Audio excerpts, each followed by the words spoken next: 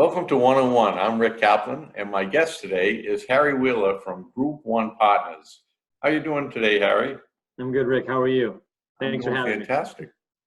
How are you managing through this whole COVID-19 issue? Yeah, well, it's been an interesting time for us personally and as a company, right? I think on the company side, we have a great group of people. We've been getting through it. About maybe 3-4 weeks ago now, our company went completely virtual. So we sent everybody home about 4 Fridays ago. We let them take all their monitors, computers, anything they wanted, desks, anything they needed to work from home. And everybody's been doing that ever since. And it's been great. It's obviously has its challenges, but it's been going as good as could be. I think honestly, between Microsoft Teams and virtual Zoom meetings, we're probably more collaborative now than we were when we sat next to each other because everybody's craving some social contact. So on the business side, it's been going great. You know, on the home front, it's fun being a 5th grade math teacher as well as as an architect and a business owner. I think that's probably been some of the most challenging things. Is our kids both started school right away, so they're in their 4th week of online classes. They go to class from 9 to 1. Between Zoom meetings and workshops and live Skype classes, I'm an IT guy, a 5th grade math teacher, and an architect.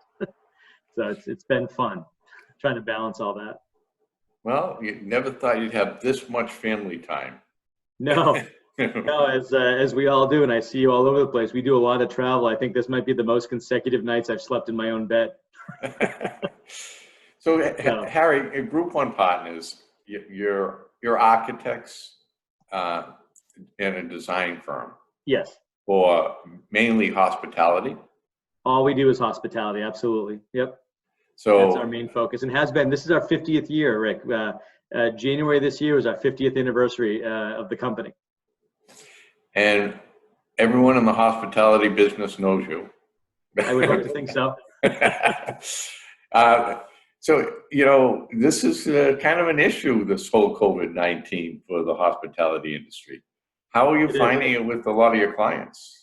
I tell you, everybody's handling it very differently. We have our client base goes from kind of the more entrepreneurial private developer that may have 2 or 3 people in their organization to some of the large REITs and private funding groups. Kind of working from the big capital down, the REITs and the private funding groups. I say the REITs and things like that have really slowed down. I think the work on their projects is almost stopped. The private funds, I think they're more entrepreneurial and they're looking at how they can get the best value for their money. So we have a few projects with groups like that that are moving forward into construction. And then the more private developers, smaller groups, more nimble, we've seen less of a bump in the road with them. I think they're looking at interest rates, looking at getting cheaper money, looking at, especially in Boston and Miami and high barrier to entries that we work in, they're looking at ways to get ahead of the curve. If they can spend dollars and cents now with us on the permitting and getting projects designed, when the cities reopen, they can be in the front of the permits and get their projects launched that much quicker. So I think even though hotels are closing, which is unfortunate, so some groups that we work with are closing their hotels, but at the same time funding us to move forward on design of new projects because they know it's going to come back, and they want to be ready for that. So knock on wood, we've been very fortunate with our clients to help weather the storm and help them through the process to get ready for when the floodgates get opened again. Well, in 3-4 months, hopefully just 3 or 4 months, you're going to see it's going to be a buyer's market for a lot of these hotel guys that want to reinvest in more properties. Absolutely. And the other thing that we're seeing too is that all the brands very early on were very partnership oriented with their franchisees, and any PIPs or renovations or remodels all went on hold and they gave them another year. Most of the big brands, Hilton, Marriott, Hyatt, Choice, all gave their hoteliers another year. So if there was a renovation due in 2020, it's now due in 2021. So next year, we'll have all the renovations that were due next year plus this year. So it's on the renovation and PIP and rework, it's going to be a pretty busy end of this year into next year. So that backlog's not going to go anywhere. A lot of these properties need to be renovated. So we're gearing up for that as well. That's interesting. So you're going to be, the industry's going to be busy. That's a good sign. You know what, I think, again, we come from the hospitality side a little bit differently, being on the design side. I think we're going to stay very busy. I don't have the foresight to know, is every hotel going to open on time, and is everybody going to come back open? Will Boston be back up to running 80% as quickly as it once was?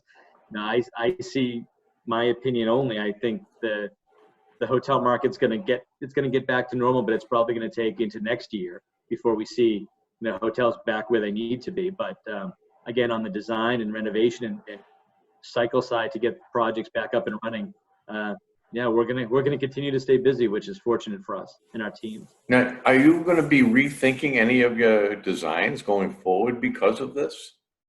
That's a great question. Some of the I just had a conversation with one of our clients where we were talking about touch points in the hotel and how can they be cleaner.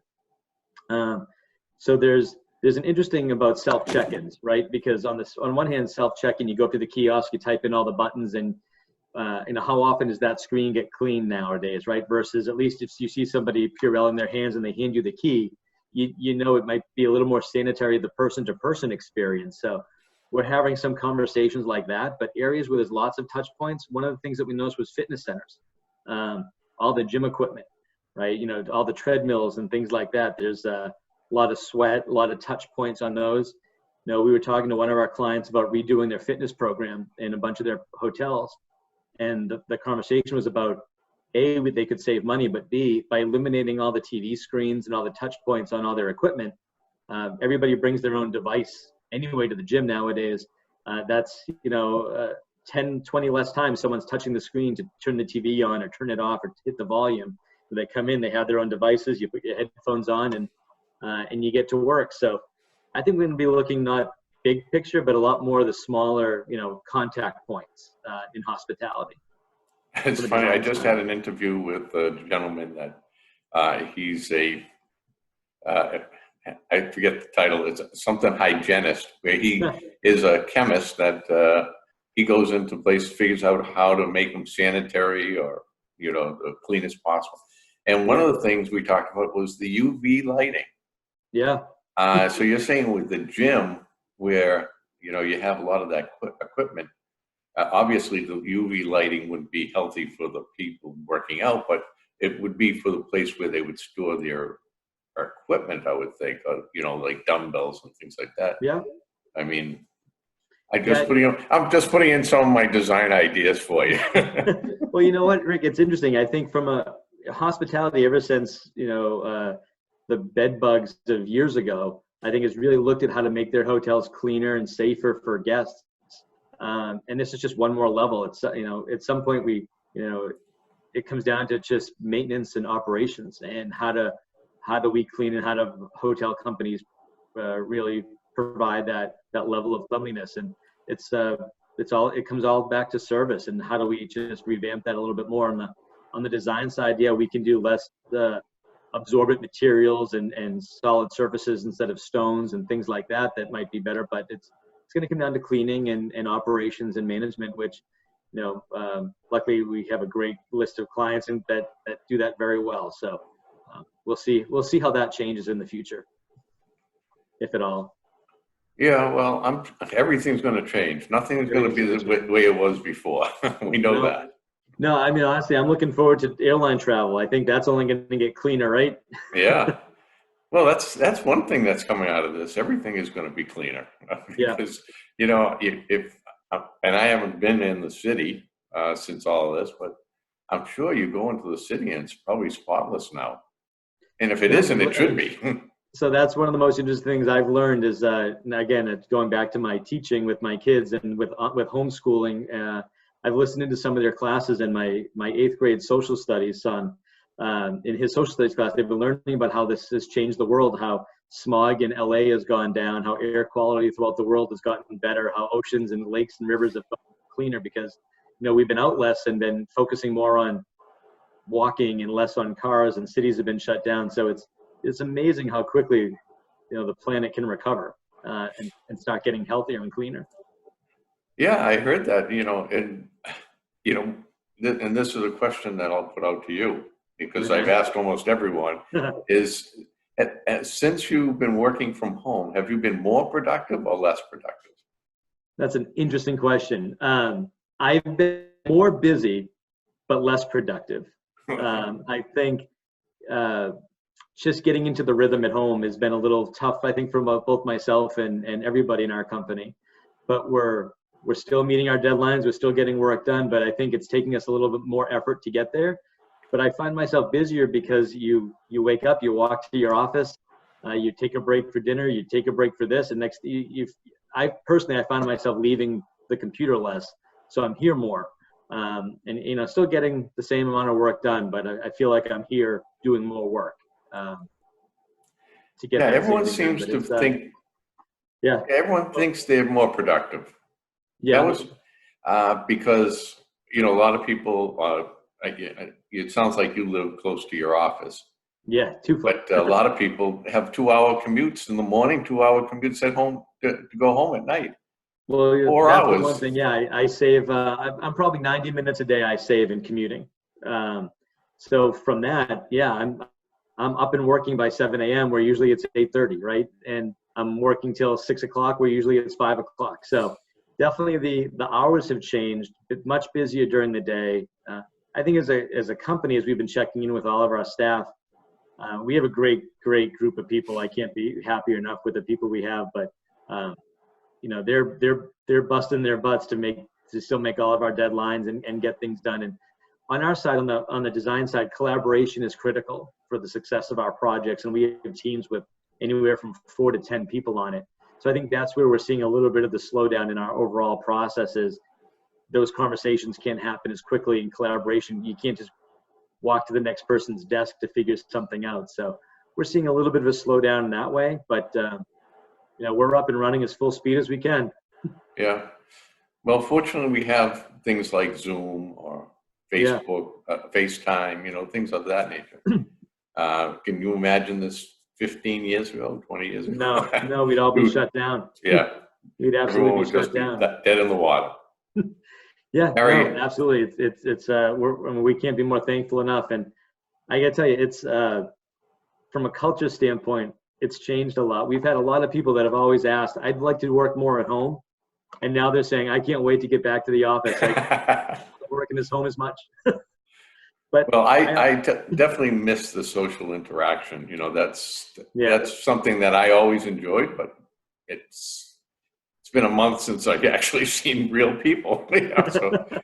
No, that's definitely the biggest piece. The social interaction is the worst part, not having it, or sometimes with your kids having too much of it. Right. Harry, I appreciate you doing this for us. I hope you stay healthy and safe. And hopefully we'll see you in person in the near future. Absolutely. And, we have a hotel summit that we do every year. Hopefully we'll have that again. So we do hope that things get back to somewhat normal lifestyle again. No, same for you. And we look forward to seeing everybody again very soon. So thank you for this opportunity and look forward to seeing you in person. Thank you, Harry. That was Harry Wheeler from Group 1 Partners. Thank you for watching today's interview. If you'd like to be a guest, a sponsor, or even advertise in the New England Real Estate Journal, you'll find our contact information in the description box below. You can also find all our social media platforms so you can follow us, and please subscribe to our YouTube channel.